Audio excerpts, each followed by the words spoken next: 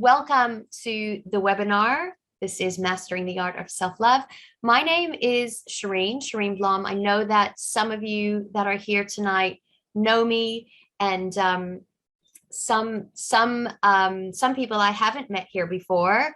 And I really thank you for being here tonight and sharing this evening with us. As mentioned before, this has been a webinar that I've wanted to do for a long time, and just haven't got my act together. But I decided, we're kind of getting over all the world drama. Well, we've decided that we're getting over all the world drama, and making this year no excuses, and really the perfect time to do this work, especially in light of the past couple years that many of us have had. I will just start.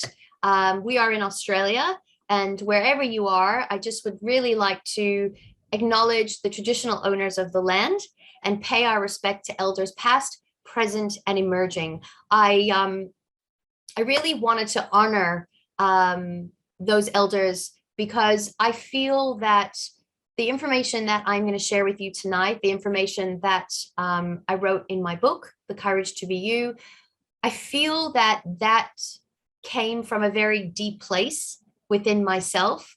I feel that it was gifted to me. I've been very sensitive with how I share and distribute and communicate the messages. And so I am paying our respect not only to the traditional owners of the land, but also the traditional owners of what I believe this material is, which comes from a deep place of wisdom that I think resonates with many of us when we really delve into the very core essence of who we are.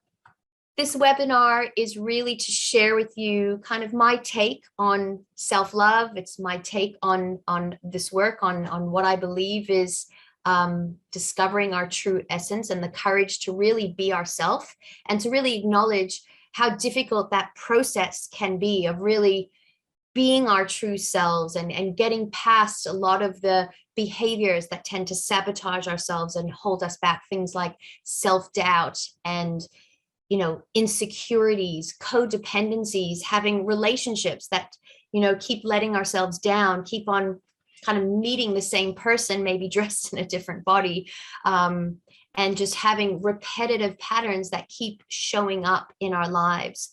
Tonight, we're going to talk a lot about the ego self.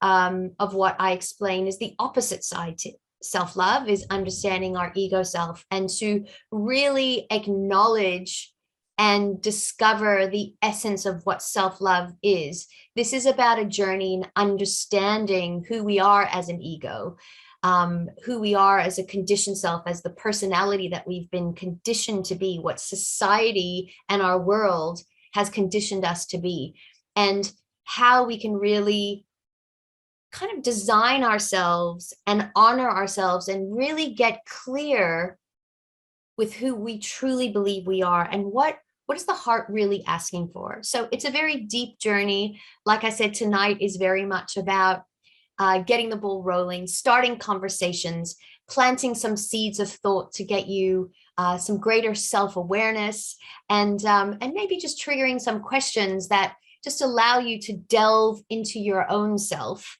and your own inner world, just to kind of get a little bit more clarity and really get to know yourself a little bit better. Like I said, tonight is a beautiful date with yourself, and an ability to really dig deep and understand yourself.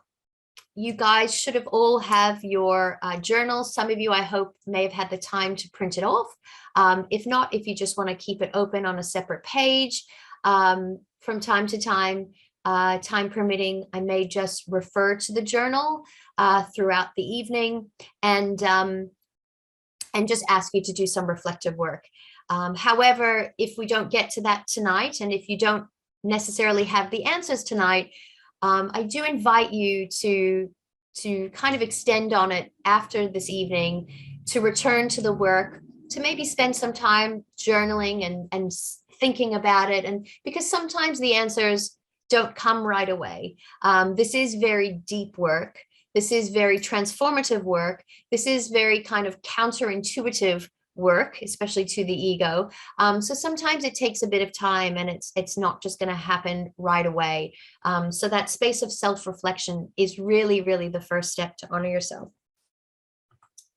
So some of the learning outcomes that we really want to achieve with tonight and the work in general is how to recognize the ego self and understand the behaviors that limit you, understand the behaviors that are possibly holding you back. And sometimes we don't even realize that. Sometimes we don't realize that the person that's holding us back is ourselves.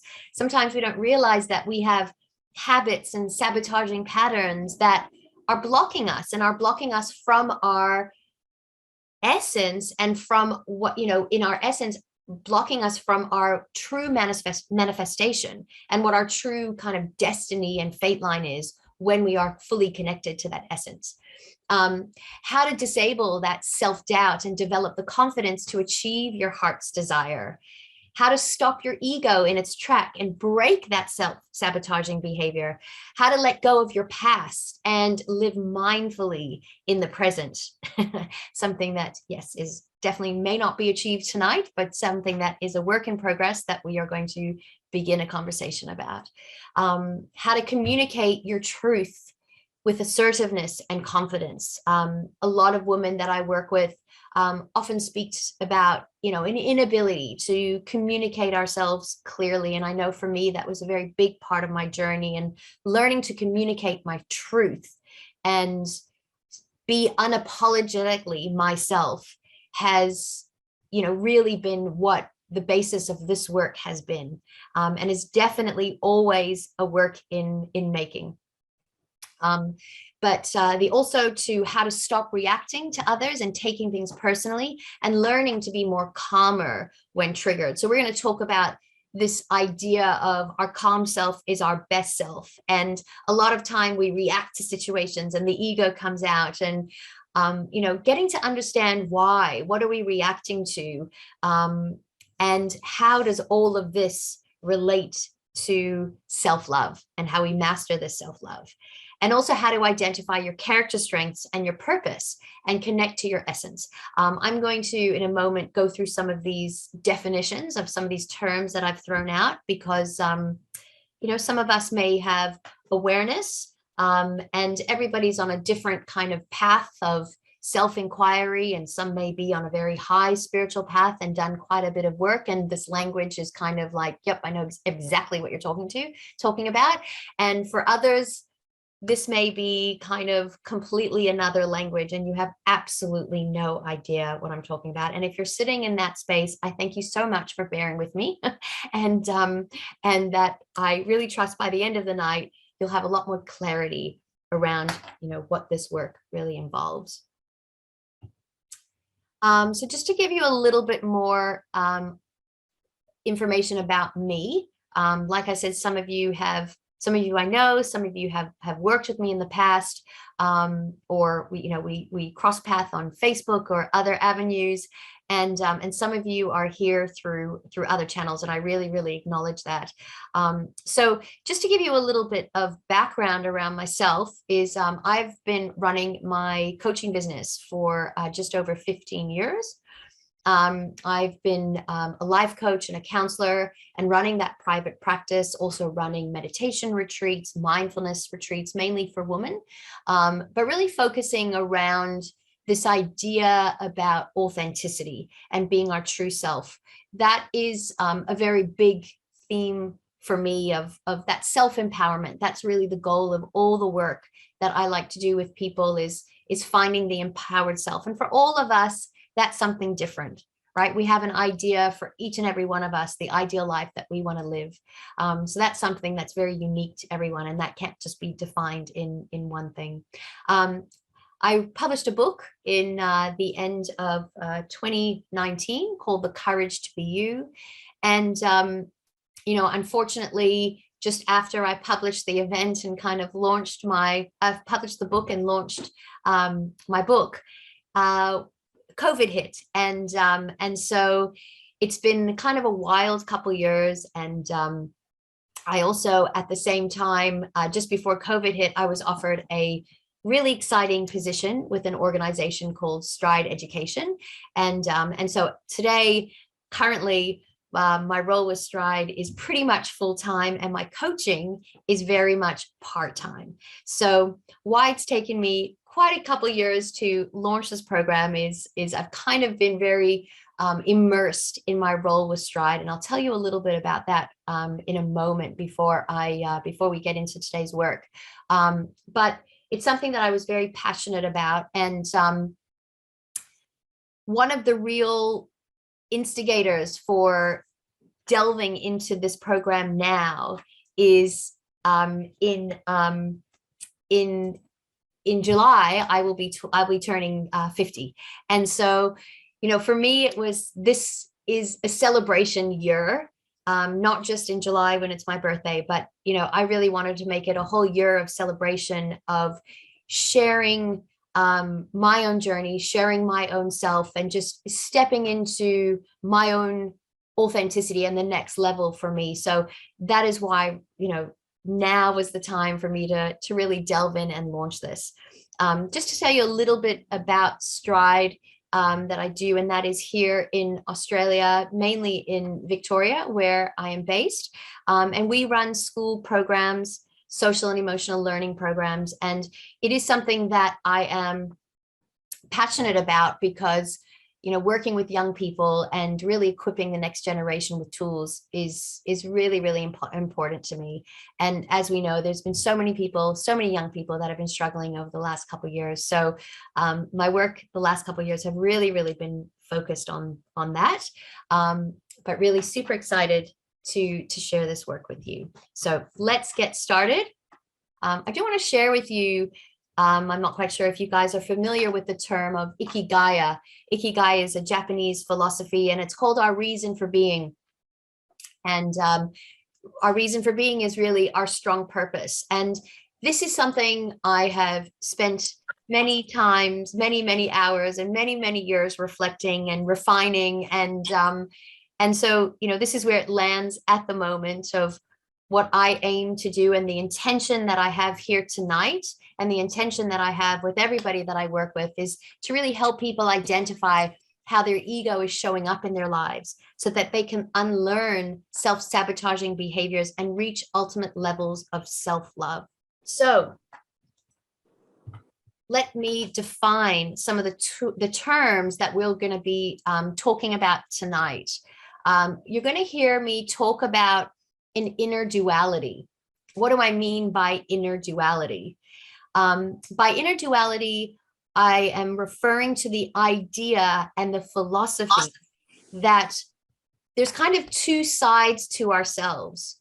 And this is something that when I started my coaching business, I started hearing the same stories, and I started to see repetitive patterns and repetitive ideas of what people were saying. And it really led me to start to piece together a kind of tapestry or patterns that I was seeing. And I realized that in so many people that I was speaking to, and even what I identified in myself, there seemed to be two sides to ourselves. There was a side that kind of just felt freedom and purpose and kind of joy and love.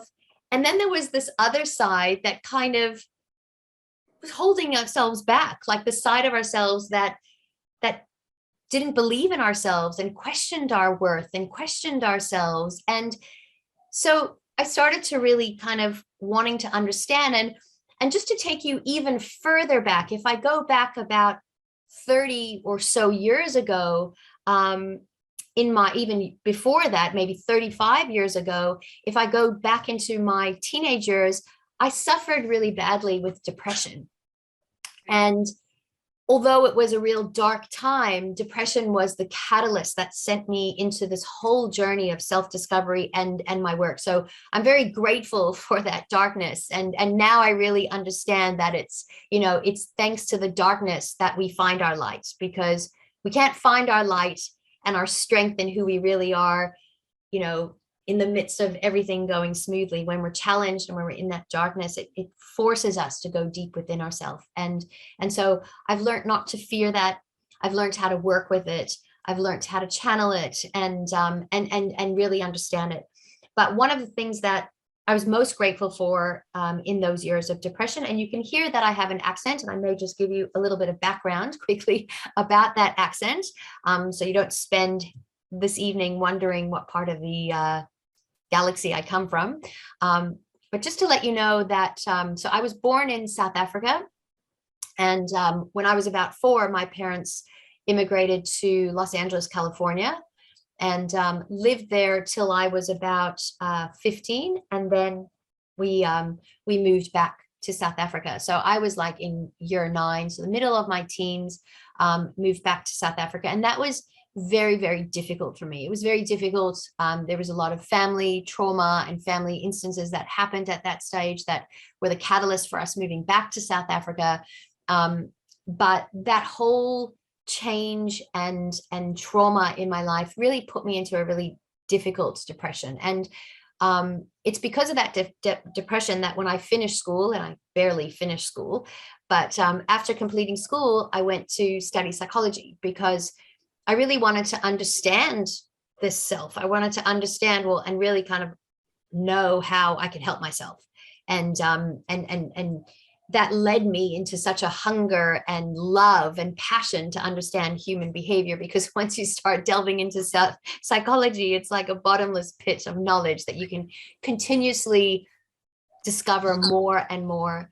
And so why I'm bringing this up here is because part of the duality is that one of the things that I also wanted to learn when I went and studied psychology was not only so much about the darkness, not only so much of how I can help my depression, how I can help my anxiety, how I can, move forward in my life and understand this, but there was also this other voice. There was this other voice in my head that was always pushing me forward. And this is where it felt like this inner duality. I had this one side that was, sadness and grief and anger and just loneliness and, just codependency and all this stuff showing up. And this other side that was just, had a strong purpose and wanted to achieve and had this desire to live. And so, I started to really understand and study these two sides when I started my coaching practice. And so what I started to understand is that it's the ego and the essence. It's the ego self, which I define as the conditioned self. Our ego self is our personality. Our ego self is the self that is perceiving the world around us. So we can see the ego self as the 5 senses. We can see the ego self as the mind. We can see the ego self as our organs and our physical body. And really the most important thing is to understand that the ego is our perception. It's our lens through which we are seeing the world. And that in every experience that we perceive something and we make a decision, we perceive something and we make a decision, in every single one of those moments, our belief system is formed. So the ego holds all the beliefs that we have about the world, that we have about ourselves. It really can be understood as the mind. And so why this work is so important is because when we understand that we have this ego self and we have this conditioned self, we also have this authentic self. And the authentic self is the self that we were born as, right? If you go back and you look at a baby, and a baby doesn't have self-doubt, it doesn't question itself. It's just this essence of who we are. It's the pure seed. If you can imagine the diamond dust that starts the diamond growing around it, right? I like to think of it as the little heartbeat that shows up as soon as life begins in a womb, right? The first thing that you see on an ultrasound when you go and have, when someone is pregnant and you see the life inside the womb, you don't see form. It starts with this little beeping, blinking heart, and then a body develops around it, right? It's like a fruit that has a pip in the middle, and then the flesh builds around it, right? And each one of us has our own unique flesh and this really unique coding inside of us. And our essence holds that unique coding, right? The outside, the flesh is kind of determined around the soil that we grow in, right? But this authentic self, this essence, it just is. It doesn't, it's not determined by anything. It just is what it is, right? And so when we understand that our essence is linked to Mother Earth, our essence is linked to every single thing that gives life to the world. You know, if we kind of understand that, you know, what is making our heart beat is the same thing that switches on a light bulb. And so when I like to think about that, and I like to think about this essence connected to this deep, this deep knowing and this deep inner self, what that means is that the inner self is love, right? So what is self-love? Self-love is the knowing that within ourself, in this unique code, is love. The love that is the self. So yes, we're going to talk about self-love on an ego level of believing in ourselves, accepting ourselves, trusting ourselves, respecting ourselves, honoring ourselves, being true to ourselves. That is all the egoic existence and expression of self-love. But when we really, really want to tap in to the very deep meaning of what self-love is, it's an understanding that the essence of who I am and my life force is made up of love. And so when I'm expressing my essence, I'm expressing love. I'm expressing life. I'm expressing the same source power that rules the world. And regardless of what your religion is, or if you hold religious beliefs, you know, we're just going to understand that as some source power that rules and gives life to the world. Mindfulness. What do I mean by mindfulness? Mindfulness is, you know, in the practice that I teach, and I know that some of you that are here tonight have learned mindfulness with me and shared in different programs. Mindfulness is the gift of being in the now, right? Mindfulness is the gift of having self-awareness and being aware of your thoughts, being aware of what you are feeling, being fully immersed in this present moment. And why mindfulness is so important is that mindfulness and meditation allow us to travel into this inner world and break through all the armor of the ego and all the layers of the ego and really get deep within ourselves and connect with this life force and connect with this essence. And from mindfulness, we can then manage our emotions and manage who we choose to be. But I will explain that more throughout tonight. Our character strengths, when you hear me talk about our character strengths are the gifts that we were given. In that unique code, we each have a unique wisdom. We each have a unique intelligence. Every single one of us, when we are connected to the essence, have a special purpose that we share with the world. And every single one of our character strengths and our unique intelligence allows us to express this purpose.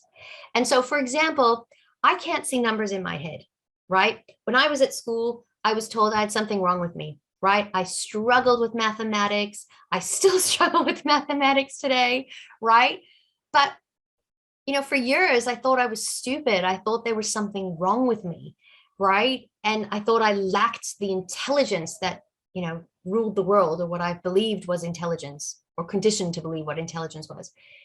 But I've come to realize that mathematics does not serve my greater purpose. There's going to be tools that are going to help me and people that I can rely on. And thank God the internet and calculators and all that kind of stuff that help me kind of kind of satisfy all those, I suppose, things that I can't do so well. But when I really focus on my character strengths, they allow me to express my purpose. And so it's not even a matter of, am I good enough or am I not good enough? Am I smart enough? Am I not smart enough? It's just me being. There's nothing really to prove or to do. It's really just learning how to harness those and improve those and allow them to just naturally express them. The more that we unlearn our protective ways. Self-sabotage, what I mean here by self-sabotage is the behavior that we've learned to keep ourselves safe, the behavior that we've learned to guard ourselves and protect us from pain. And self-sabotage can be a very, very subconscious, unknown pattern. And so it does take us some time to really do some inner work and get clearer. What are my self-sabotaging patterns, right? So the more we start to get hold of and understand our ego, the more we start to understand those self-sabotaging patterns, and the more we can work our way through them, right, to turn those into our character strengths, to have the courage to really be our true self. So it does sound like a bit of a mouthful and does sound like a bit of a journey, but we're going to slowly dismantle the ego and take you deeper into your thinking to really understand how this can really be a simple process. So I'm going to ask you now to use your journals. And you would have seen a page in your journal that said the Declaration of Independence and has a space to list 3 statements and rate them. And let me explain what I mean by Declaration of Independence and what I mean by these 3 steps. So our Declaration of Independence is a declaration that we make this evening. That is a declaration to free ourselves from the ego, to free ourselves from our fear, to free ourselves from those patterns that are holding us back, to free ourselves from the past, and to set ourselves free. Because the ability to be your true essence is your ability to live freely, to be free. And it is our birthright to be this. It's our birthright to actualize this unique coding and be our true self. So your Declaration of Independence tonight is about you saying this, stating to yourself, declaring to yourself that you are setting yourself free, free from your ego, free from your fear, and freedom towards self-love. So the first statement, and what I'm going to ask you to do is I'm just going to read out the statement. And as I'm reading out the statement, I want you to tune in and just focus in on your body. And while you're focusing in on your body, as I'm saying the words, I want you to realize and notice how your body is responding to the words, right? What's coming up for you? Are you going, oh my God, this is a load of BS? And I have absolutely no idea what I'm doing here tonight and no idea what she's talking about. And I can't do this. Like, notice if that's coming up, or if you're really understanding it, if you're working with it, if you're softening to it. And I want you to rate yourself. So 10 would mean you believe it 100%, and 0 would mean you don't. You're just not there yet. And so I want you to just listen to these words. Close your eyes if you need to. Tune into your body and just let your body speak its truth. So the first statement is this: there is a dominant belief system that has conditioned our beliefs. I do not have to believe this. There is a dominant belief system that has conditioned our beliefs. I do not have to believe in this. So think about your world, think about your upbringing, family, schooling, religion, all the structures, systems around you that's made up this dominant belief system that has told you who you're supposed to be, who you need to be, who you should be. Do you have to believe this? Do you believe it? Just rate yourself how you feel about that right now. And any thoughts that come up or ideas that come up to you, just write them or note them in that section. So just think about that. I'll say it again and just rate yourself how you really feel and resonate with that statement. There is a dominant belief system that has conditioned our beliefs. I do not have to believe this. Okay, the next one is I am 100% responsible for myself and the way I perceive the world. One thing about the ego self is it's also our victim mindset. The ego can be a drama queen. The ego can be the victim, can be stuck in self-pity, can be stuck in self-loathing. And so the opposite of that is being able to take responsibility for the way that we are seeing the world, for the way that we are being. And so I want you to, again, be brutally honest with yourself and just rate where you feel you are around that statement. So 0 being really low, 10 being really high. I am 100% responsible for myself and the way I perceive the world. And for all you brave souls out there that would feel you'd like to share, I'm really happy for you to share. You can put statement 1, or you can just do S1 and then the number that you rate yourself if you do want to share. Again, you don't have to. 100% consensual. Okay, let's go on to the third one. I am determined to challenge myself and change. I am determined to challenge myself and change. I am determined to challenge myself and change. How do you really feel about that statement? Because change happens when you're ready, right? And with a will to really change. And this is a real determination to really know that you have that determination and that willingness to change. Thank you so much for sharing, Pretty. And I'm so glad that you are sitting at a 10 on those, because it's that attitude and that mindset that is going to allow you to just unravel and blossom into this beautiful, beautiful space. So as mentioned before, and as I defined before, we have this duality of the self. And I like to think of it as this kind of story, is that if you can imagine this beautiful effervescent bubble, a beautiful, big, clear bubble, bright and clear, floating high in the sky, just absolutely free, absolute lightness. And then just imagine a fearful thought. Something like, what do people think about me? Or, you know, I don't know if I can do that well, or I'm not as good as that person. If I was this way, maybe I'd be better. Just notice those thoughts. And I want you to imagine that those fearful thoughts are like a goo.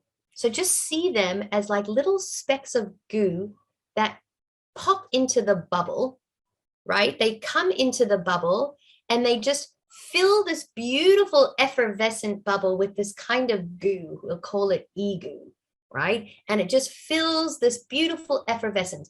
And so there's this bubble and these thoughts come in, blip, blip, blip, blip, blip, blip, blip, blip, and the bubble starts to get denser and heavier and heavier and heavier and heavier until it's just this like big blob, right? This is how we can understand the ego and the essence, is that the ego kind of comes into this authentic, pure space and can very much cloud who we really are. Now, I want to just clarify that I know I'm giving the ego a really bad rap here, okay? So, because of course, we can't just get rid of our ego, because the duality of the self is understanding that we are this human being and we are this essence. We are a human being and we are a soul. And the duality is that we have a human experience where the ego has to live in a human world and actualize its potential. But then we also have this inner soul that's guiding us. And so this work is also about understanding how these two communicate and interact. Are your ego and essence in harmony? So for example, do you get a inspired idea and the ego says, yes, I can do that, right? Which would be a very positive, actualized ego. Or do you have an idea and the ego gets filled with doubt? No, you can't do that, and starts to talk yourself out of it. And there's the blah, blah, blah, blah, blah, blah, blah, pop, right? So this duality of self that really clouds who we are, this is the first part, because the first step to this, right, is just because this isn't about learning to be something. This is about unlearning. This is about de-gooing yourself, right? Being able to let go of all that heaviness, becoming aware of the heaviness and let go of it so that you can just float back up to being that effervescent bubble, because the essence has a just natural ability to just float back up to what it knows to do. The secret here is to get rid of all these negative thoughts and limiting beliefs and fear that cloud our judgment. So many, many years ago, when I started my coaching practice, and really what inspired me to write my book was I woke up one morning with a type of monologue that was going through my mind. It felt like just a monologue. Now I understand that I received some form of guidance. I received some kind of message, and it's something that really inspired me to write my book and share this work. And the message was that fear is a toxin, and that fear is clouding our judgment, and fear is really standing in the way of the world being its purity. And it's really interesting because a lot of us, when I say that, a lot of people wouldn't even realize that they are in fear. So, part of this work is really identifying and starting to become aware that my thinking is actually fear-based. And sometimes in the beginning, we don't even realize it. We just think my thinking is my thinking, right? But we don't realize that our thinking has been conditioned, and that a system has conditioned us to think a certain way, and that the system in general is actually fear-based. And so none of our thinking is actually in accordance with our true self, because we haven't been conditioned to think from that way. We've been conditioned to think what the outside world is telling us to do. I will elaborate on that in a little bit. So understanding this duality of self, really, really important, so that when we understand, like I said before, that self-love is the understanding that the inner self is love. So when you start to become aware that this process is more about letting go of fear and just allowing yourself to just come back to your natural state, this starts to make a lot more sense, right? And we can just understand that it could be it's a real freeing experience. So the ego, as I mentioned before, the ego is the way that we perceive the world. And so this perception is a story, right? Like just it's the inner voice. It's our self-talk. It's this inner dialogue that's narrating our world, right? And so sometimes it just does, and we don't even become aware. We're so used to having this voice. And the funny thing is that we think that everybody is hearing the same voice, right, and perceiving the same way, but we each have our own lens. We each have our own way of perceiving the world, right? So this is about really becoming very attuned to yourself and self-awareness of saying, what is my perception right now? What am I thinking right now? How is my thinking affecting my feelings, right? Am I in fear? This is about really, really digging deep into this relationship with ourselves and digging deep into understanding ourselves. It's also recognizing that the ego is survival focused. So the ego, our mind, our nervous system is designed to keep us safe. So it believes its story. It believes itself when it says that I'm doing this person good, when it makes us guarded, when it tells us to just be quiet rather than speak up, when it tells us to, just stay in our comfort zone rather than really adventure out and try something new. it really believes that it's doing us good, right? And to be honest, we do have to protect our emotional safety, and we do have to protect our physical safety. So this isn't about abandoning the whole lot, but it's about how do we have our ego be discerning to say, I'm going to be cautious about things, right? You know, like if anybody's watched the Tinder Swindler, which I just watched over the weekend, you know, we're not just going to surrender ourselves to somebody. We're going to still tune in and listen to our voice and listen to our intuition. But, you know, at the same time, we're not going to stop ourselves. We're not going to say, oh, I'm never dating or I'm never doing. We're going to be really, really connected, right? And what that means is that, again, like I said, we do need to have this survival instinct. We do need to make sure we are safe, but we also need to know when that survival is just blocking us and holding us back, right? We also need to understand that the ego is the source of all our emotional responses. When we emotionally react, right? Somebody says something to us and we get all prickly and emotion comes up and we take something personally and we blurt it out. Like, why is that happening to us? What are we getting angry about? What are we getting upset about? What is really, really happening within ourselves? And this is part of the work that I started to do with clients, is really starting to understand what actually happens deep within this ego, the essence. And the essence is more service-based. It's understanding that I'm here to do a purpose. It feels courageous. It feels, you know, it actually doesn't really have a type of intellect. It has a wisdom. So there's a difference between wisdom and intellect, because the ego with its intellect has to have everything figured out, right? We need evidence and we need science and we need to see it and we need to understand it and we need to work everything out. Where the essence is more of our intuition. And that goes off of a very instinctual, nonverbal act that is just somehow a knowing, right? Just some kind of a wisdom that we have within ourselves. Again, takes time to work within ourselves and recognize the differences. One of the things that was a really, really deep insight for me when I realized, and I was having lots of conversations with clients, and as we started to go through the layers of the ego, we would always come to these three toxic beliefs, these three seeds that were sitting deep inside a person. And it didn't matter who I was speaking to, where they came from, their outer fear, right? Their outer fear may have been a certain thing, or they were upset about a person, they were upset about not getting a job, they were upset about a certain failure, they were upset about a relationship breakup, something along those lines. But when we peeled away the layers, what we started to realize that deep within the ego has three beliefs.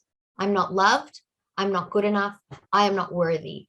And that shapes our consciousness to make us be a certain way, to prove ourselves, to need people, right? So if we think about something like codependency, and why do we develop codependency?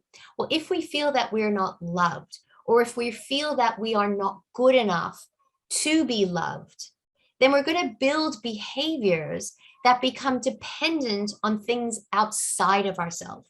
We are going to need people to validate us. We are going to need people to boost us. We are going to need people to give us attention and to reassure us and to make us feel enough. We are going to feel enough when we have a relationship. We're going to feel enough when we have a job. We're going to feel enough when we have cars and material aspects and all these things that validate that story. And so recognizing these deep seeds within us that kind of intoxicate the way that we see us is really the key. Because if we get into the core of what the opposite of self-love is exactly this feeling of not feeling good enough, this feeling of I'm not worthy to be loved, to be cared for, to be me. That even sometimes, you know, we think to ourselves, even the person that I am is not enough. Yeah. So this is key. Like I said, there's no sugarcoating this. There's no easy way. We have to go into this really core part of ourselves. This is very much for many of us, the core pain that we are sitting with, right? And how do these beliefs, these toxic seeds, how do they get planted in us?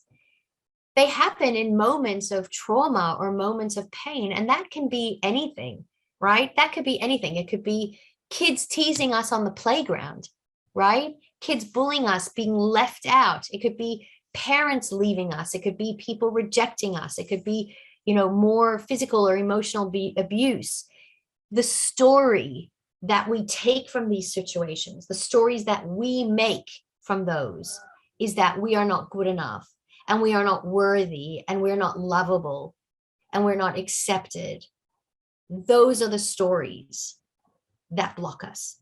Those are the stories that form the ego's lens, because it's from that story that we then look for evidence, right? We look for evidence in our outside world. If I'm not good enough, then I need to be this way, and I need to do this. And that becomes our language. I should, I must, I have to, right? And we push ourselves and we prove ourselves. And, we have this inner drive, not recognizing that we're actually not moving towards ourselves, but moving away from what we fear. And so it's a really sad reflection on the human psyche, because if you think about it, our essence should just come so natural.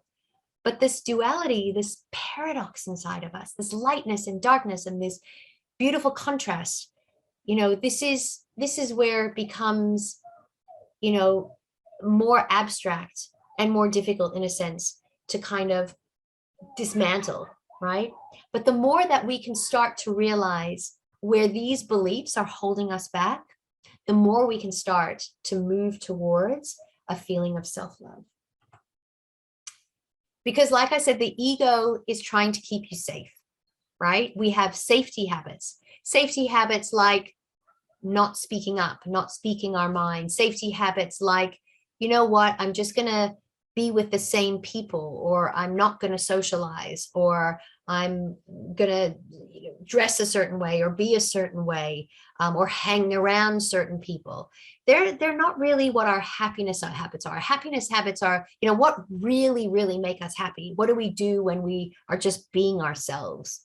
I'm not going to spend too much time on that, because it is a bit of a big story, a big piece to kind of unravel. And I'm really using tonight as an introduction to many of these concepts. But for right now, I want you to think about, where are you holding yourself safe? Where do you hold yourself back? What would you think are some of the safety habits that you do that really block you? And again, I'd love you to use your journal to kind of just reflect on where you see some of those safety habits. When we talk about this protection and this guard, one of the things I realized in my research is that we guard ourselves because we have this inner wound, that something has happened to us. We've had an experience that's really deeply hurt us. And so to protect ourselves from feeling that pain, and the ego can really be understood there as protecting the body from pain, right? Keeping ourselves safe, is that when we have these inner wounds, our behavior and what we're doing is trying to stop us from experiencing this. So think about sometimes, like if we look at that in relationships, because relationships really, really are a platform for the ego, and that really sometimes can showcase the ego, because our relationship and this emotional intimacy that we feel with another person is really where these emotional wounds can be exposed very, very deeply. Right? So think about when you become defensive, think about when you become shut down, think about when you've become really angry or emotional. Start to think about which one of these wounds that you recognize, because these are the 6 most common emotional wounds that I found when I really, through my journey with my clients, is that we have a wound of being rejected, a wound of being abandoned, a wound of betrayal, that people hurt us and betrayed us, an uncertainty or change that really, really shook us up. And these wounds happen very, very deep in childhood. And sometimes we don't even have awareness of these wounds. And sometimes we have too much awareness and are holding on too deeply to these wounds and have even identified with our wounds. And what I mean by that is that that pain has become our story. It's become our identity. Judgment, criticism, humiliation, right? Think about the bullies at school or people that teased you, judged you, excluded you. You know, all those things lead to these inner wounds. And of course, one of the greatest fears that most people have is that failure, right? When we feel like we failed at something and we've really held ourselves in that, you know, pain of failure or the story of failure, that really can sometimes really deeply wound us. And so if we think about the goal of the ego is really protecting us from these wounds. But you can see there that these wounds, if we go back to what I was talking about earlier, these wounds are about a story. These wounds are about a perception that we made to an event, a perception, like we said in the Declaration of Independence, that we don't have to believe. We don't have to be our story anymore, right? Because the first step to changing is to really recognizing the story that we're holding and then deciding, I don't need to believe my story. I don't need to believe my thoughts. I don't need to believe that perception anymore, because perhaps I can see things from a different angle. Perhaps I can see things from love. Perhaps I can see things from my essence, my heart, rather than from my mind and what my human self has taken from a situation. So this is very much about getting to the core and getting aware of the beliefs. And so this is where the belief hunting is really important, because in essence, all that black goo that we were talking about that comes into our bubble, this is very much about you searching through your thinking, right? You searching through your story to find these beliefs, these limiting beliefs that are blocking you, right? And doing this deep work. Now, obviously, that's not as simple as it sounds, and it is going to require a lot more work. And I am going to talk about later on tonight, because I'd love to say that after tonight, you can go and fly and thrive, and it's just that simple. But anybody that's on the self-development journey knows that it just isn't that simple, and that it's a constant growth matrix that we are on. So I am going to talk about that more a little bit later, about the next steps that you can do to really delve deeper into this work. But like I said, tonight is really about an introduction to starting to delve in, an introduction to start to challenge, an introduction to your Declaration of Independence, to set yourself free, to start to see things and do things differently. This is a really great map that comes from cognitive behavioral therapy that shows how our thinking programs our behavior, right? And the reason why we want to get deep into our thinking is because when we don't realize that we have these negative beliefs, and we don't realize that we have this inner fear, and we don't realize that this inner fear is clouding and creating a filter and a lens through which we're seeing the world, when we have none of that awareness, nothing can change. With awareness of it, we can start to see that actually there is another way, right? So I'll just quickly go through this model that says that our core beliefs, like I'm not good enough, causes something that's called an automatic negative thought, or an ant, right? I love that by Professor Aman, who talks about the ant problem that's in the brain, right? Which is those automatic negative thoughts. So for example, I have a core belief that I'm not good enough. An automatic negative thought would be, I can't do anything right, or why bother? I'm just pathetic. All that negative judgment is the ants, right? It is the ant problem that we need to kind of clear away all of those ants. Again, the first step is about catching them and seeing that you do have an ant problem, right? Because when we have that core belief, and this is very subconscious for many of us, we don't even realize. Remember that thought travels faster than the speed of light. right? So we listen to a song, we see a person, somebody says something to us, and in a split second, we have an emotional reaction. We've had thousands of thoughts in that second that has led to that. And so when we use mindfulness techniques to become really aware and be able to observe ourselves and become still and travel into our minds and into our consciousness and connect with our inner self and that essence, when we use this ability to understand it, we can start to see how these beliefs are playing out for ourselves. Because those automatic negative thoughts, like I can't do anything right, creates a feeling in the body, because the body responds to every word that the mind says, right? The mind is the computer and the body just responds to that. So if I say angry, the body is starting to feel angry. If I say happy, the body starts to feel happy, right? Because the nerve endings and the neurological pathways are just instructing the body what to do. So if our inner self-talk is made up of an ant problem, then we're going to have that disgusting feeling of what ants feel like crawling all over your body, right? We're going to have anxiety. We're going to have depression. We're going to have frustration. We're going to have sadness. We're going to have self-doubt. We're going to have insecurity, right?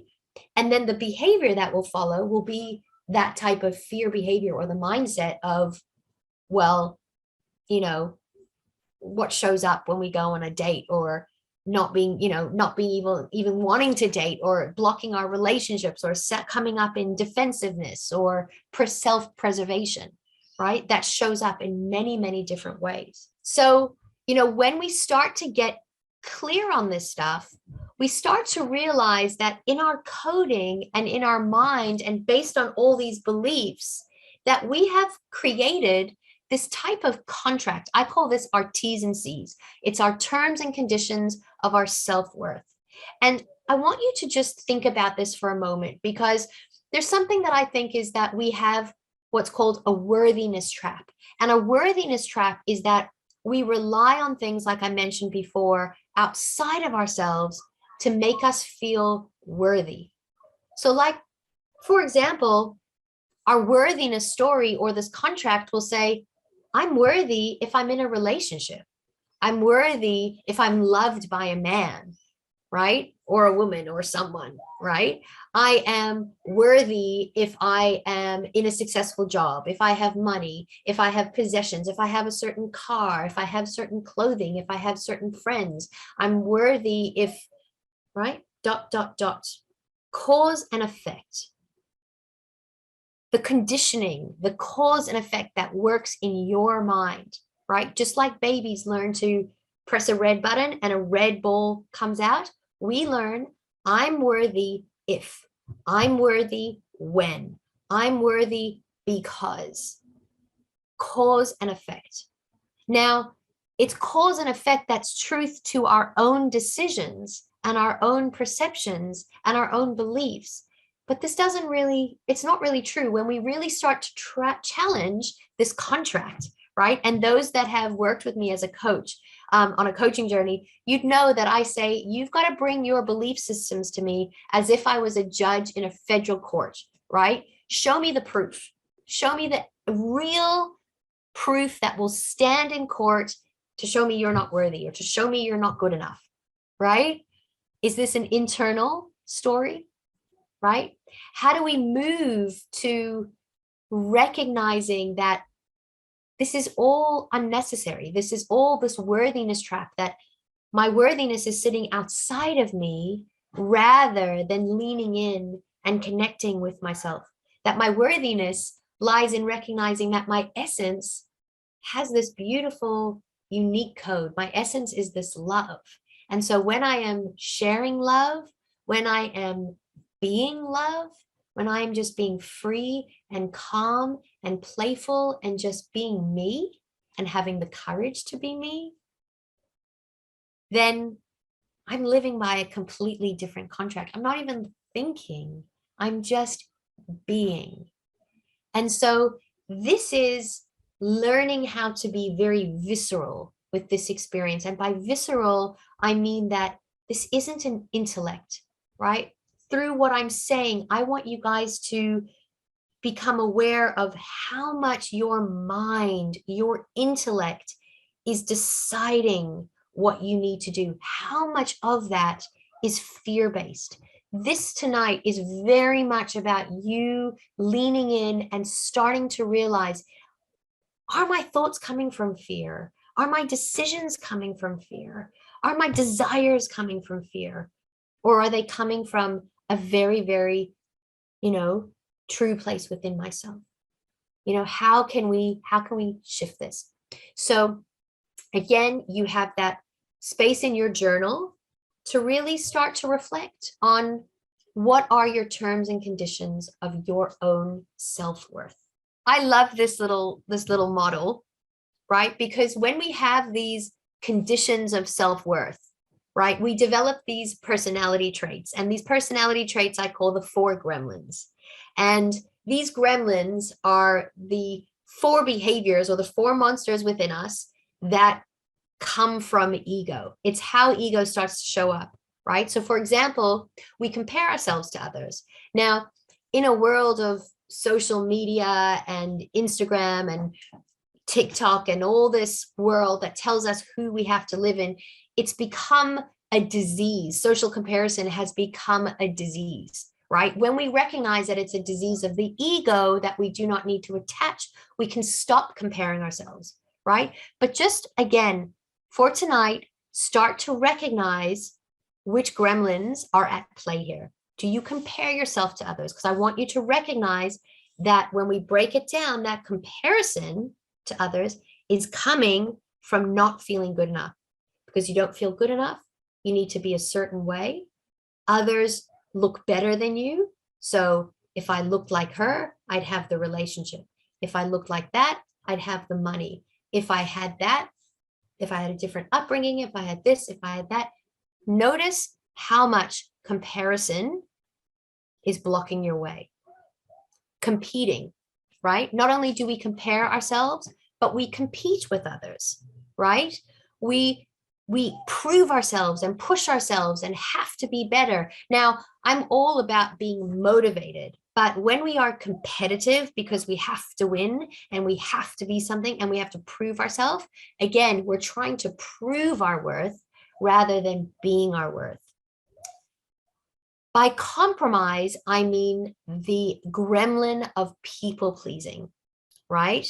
We people please. We say yes when we really mean no. We don't have healthy boundaries because we compromise ourselves because we're too scared that if we talk ourselves, if we say what we really want to say, then people aren't going to accept us or like us. So again, these all stem from those 3 core beliefs and the terms and conditions that we have. And my last one, the final C that shows up and we don't even realize, is control. How much we control ourselves, how much we control others, how much we control our lives, right? The ego loves to be in control. It gives the ego some sense of certainty, and it gives ourselves some kind of, when I say, I know what I want and it needs to be this way, and we control the outcomes of our life rather than us just flow with life, right? And if you can start to see this story of the ego, rather than kind of paddling downstream, which is really how life can be, like we just move with the flow of life and we just travel, not in a passive way, still in a very active way, but not in a pushing way, in a way where we're traveling upstream and exhausting ourselves and trying really, really hard and feeling like we're just pushing against life. It's just not meant to be that way.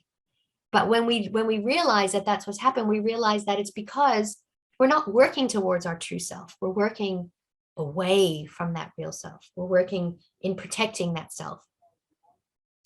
And if we look at the science behind this, why we default into this is because we have this nervous system. We have this fight, flight, freeze, or fawn mode that protect us and stop us from being our true self, right? So there's a science behind this, which I won't go into too much tonight, but to understand that the nervous system is wired to do this. So without awareness, we're just going to default into this mode.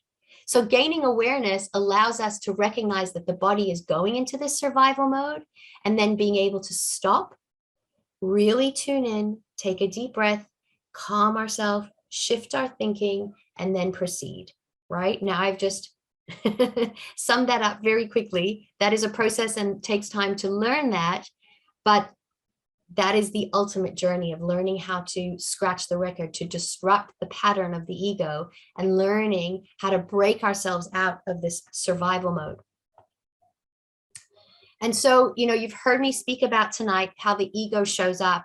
It shows up in our relationships because we compromise ourselves, or we people please, and we're not true to ourselves. We don't speak up for ourselves. And I know for myself, before I had this really kind of journey of awakening, I was in a very, very difficult relationship. And, in essence, I look back now and I think I was in a real abusive relationship.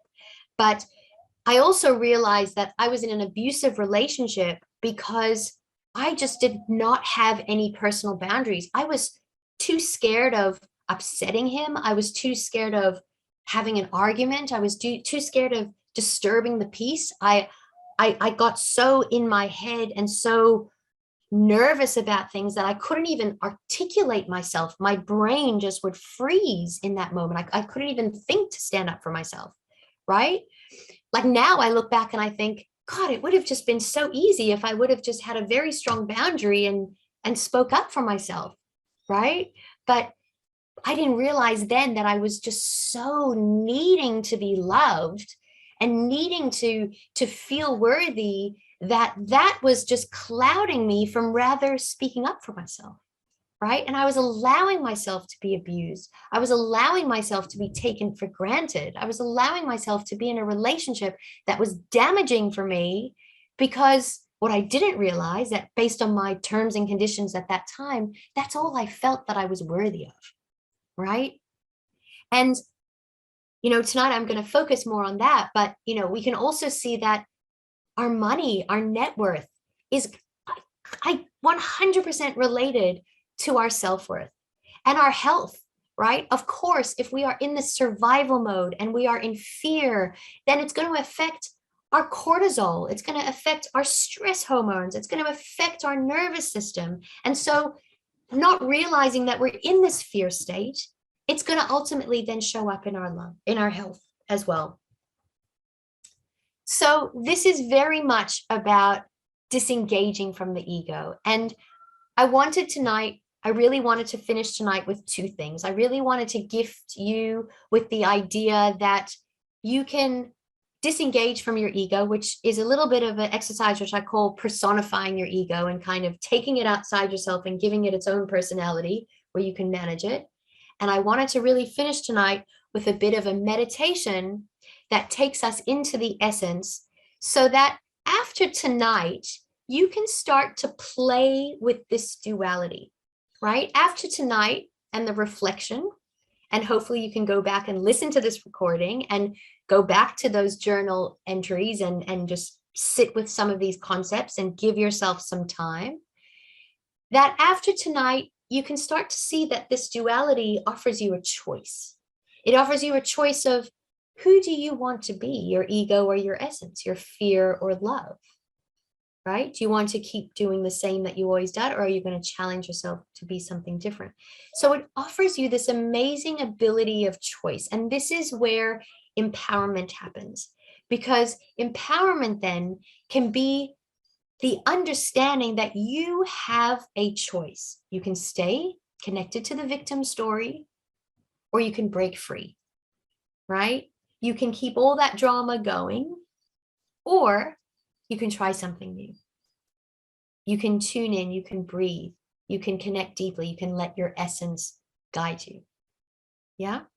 So what I'd like you to imagine right now, and again, some of you, this may come tonight, or it may be something that you need to think about, but I'd like you to imagine if you can feel that voice of fear, and hopefully by tonight, many of you understand and can start to connect with that ego inside. So that not feeling good enough, the part of you that you can see, the gremlin that's competing and comparing and compromising and controlling, that gremlin that's inside of you. If you can imagine just taking all of that and just putting it in front of you and giving that self an image, a personification. It may come across as a cartoon character. It may just look like something. What does your ego look like when you lift it out from out of you and put it out in front of you? Just think about what that looks like. Give it shape, give it form, give it a name. You know, like I said, you could see a little child, you can see a cartoon character. It could just look like a big blob of something in front of you. Whatever it is, just take note of what you see and just personify it, give it a name, and notice what it feels like.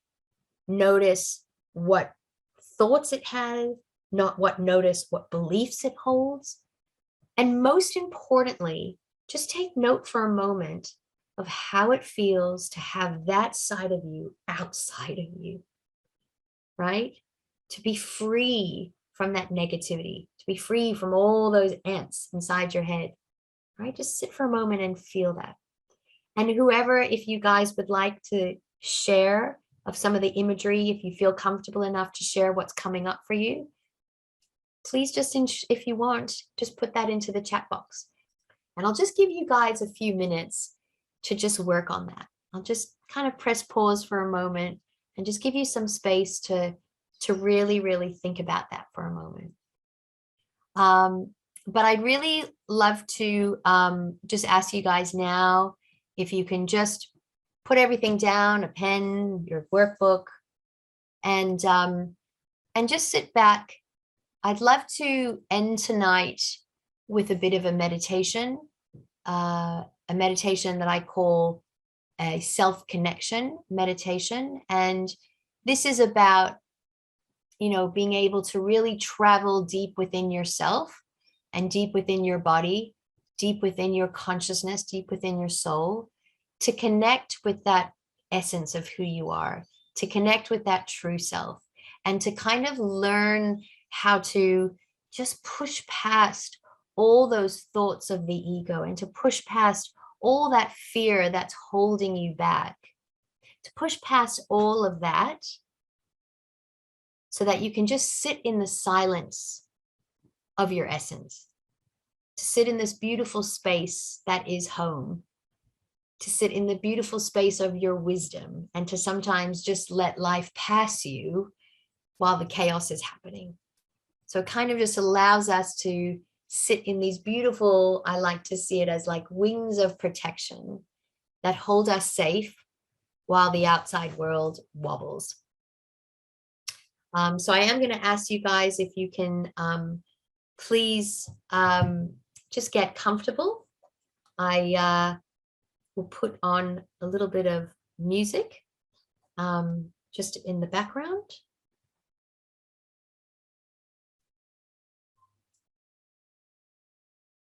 And just would like to end tonight with this meditation to allow you to kind of journey into yourself and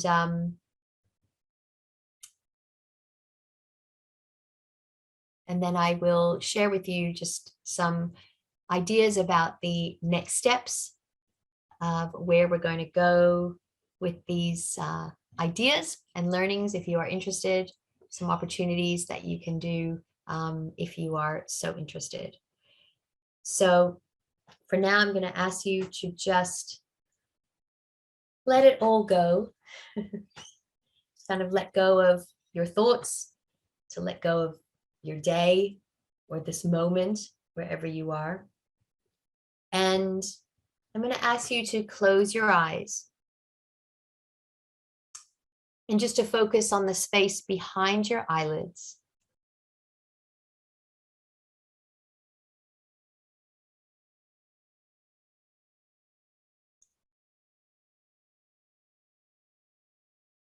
And first notice that there is a space behind your eyelids, and just allow yourself to travel deeply into that space.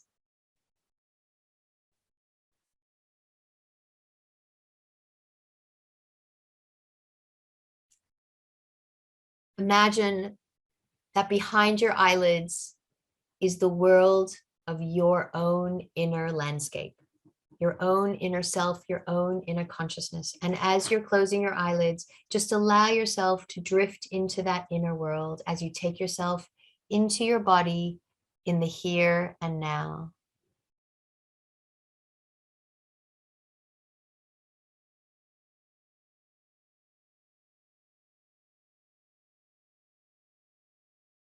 And as you take yourself into your body, just feel your breath.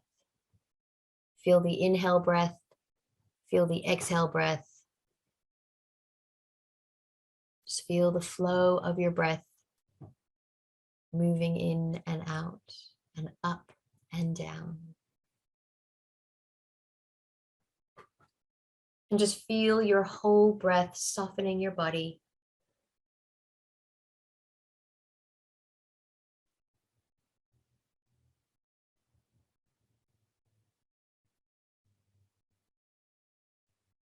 Feel your body soften with every breath, with every inhale, with every exhale.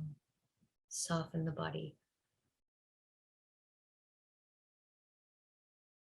And as you're closing your eyes and you're focusing inwards, I want you to keep on traveling into your body. Imagine that you are coming into your heart space. Not so much the physical heart, the spiritual heart, the emotional heart, your soul, your essence. And just imagine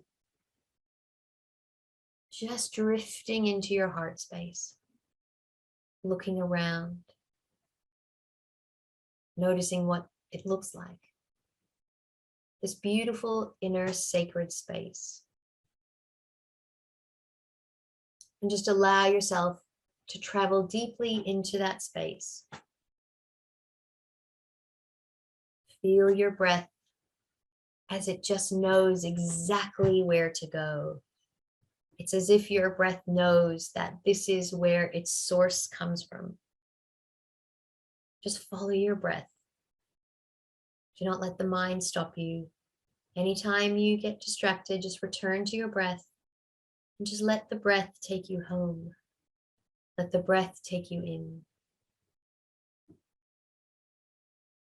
And just feel this beautiful space deep within your chest, and just imagine sitting down there for a moment. This beautiful inner world. And for tonight, all I'd like you to do is just find this space. Like finding a secret room inside your body, a secret passage, like a treasure chest. This home deep within yourself that feels so sacred and so warm and so soothing and so loving and so nurturing. And just let your breath take you there. And you'll know, you'll feel the vibration in your chest. You'll feel a sense of bliss. You'll feel a sense of calm. A sense of inner knowing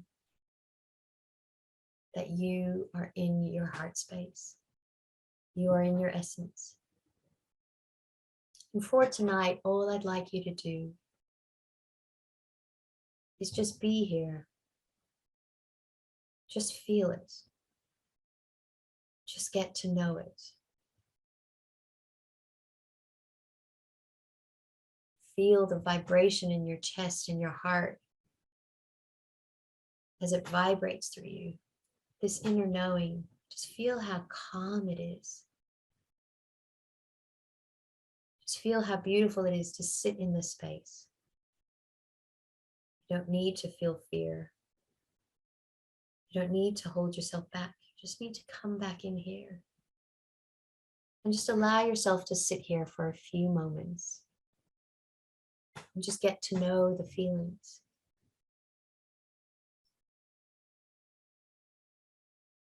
This inner world has all the answers for you.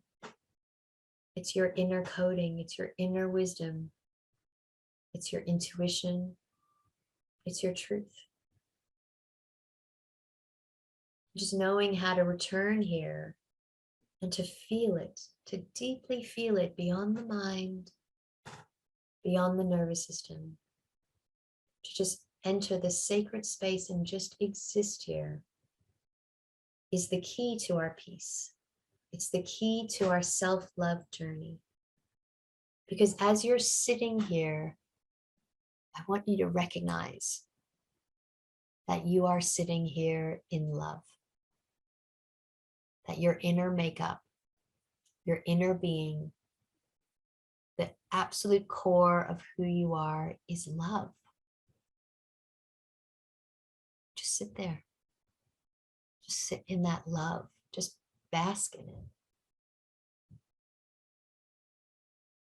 And just imagine like you have a dial, like a dimmer switch, and you can just turn up this dial and turn up this warmth and this feeling, turn up this love and send it all around your body. Send that love all around your body. Feel that love, feel that beautiful warm energy. Feels like a beautiful golden elixir, like golden syrup wrapping around you, hugging you, seducing you. Just feel it. That's you. That is who you are. That is all that matters. That is you being love. Imagine feeling this feeling in all areas of your life. Can you feel the freedom? Can you feel the peace? Can you feel the joy? This takes practice. It takes practice to soften the mind. It takes practice to let go of the ego. But tonight you took your first steps, and just enjoy that. And just hold that feeling in your heart for a few moments. And then when you're ready, just slowly open your eyes. I'd love to hear, you can even just put an emoji or in the chat box. I'd love to just hear how you guys went with that. I do want to just share with you that I am going to be launching a 6-week program. And the 6-week program will be about going through the ideas that we have spoken about here tonight in more depth. It's a real immersive program. So the idea of it is to kind of have, one concept that we deal with tonight, a week. So tonight we dealt with quite a lot. And I gave you a big background of the knowledge. And tonight we really dealt into the ego space. And in the program, this is about really taking this work deeper, about, you'll be given daily exercises and immersive exercises to work through each week. So I am going to be releasing some more information about that.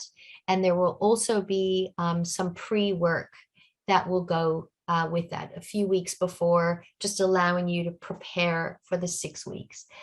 So I am going to be releasing some information. So if anybody is interested, please let me know, and I can send out some information. I am releasing it this year as a pilot program. So I'm going to be offering the 6 weeks at a special offer as $197 for the whole of the 6 weeks. And like I said, with that, you'll be getting a special workbook. You'll be getting pre-work that will pre-workshop work, and also daily immersive exercises. So the idea is really to immerse you in this self-love journey so that we can take some of the concepts and even more that weren't covered tonight even further, and so that you can really build and maintain this connection that we build tonight, and also develop further habits about how do you develop the courage to be you? What does that even mean? How can we put that into really practical terms of you living this in your life? What does this mean more specifically for you? So I will be sending out some details. I also, like you can see on the screen, if you register with a friend, that will be $300 for each person. So I definitely will release more about that. Please, just go and connect with me on social media. It's Cheryne Blom in Instagram, Cheryne Blom. I've got Cheryne Blom, my personal page, but also I've got an author page on Facebook. I'm pretty much just there on Facebook and Instagram. I try to do more, but realistically, that's where it's at. This gives you on screen now. It's just telling you a little bit more about what we're going to do in the program. Like I said, it's going to be on demand, where you can kind of watch and go through and have some, lots of exercises to take you through the program. And reflection exercises, the program workbook, the Facebook group, where we'll be doing kind of regular, kind of once a week, lives where you can ask questions and build a community as well.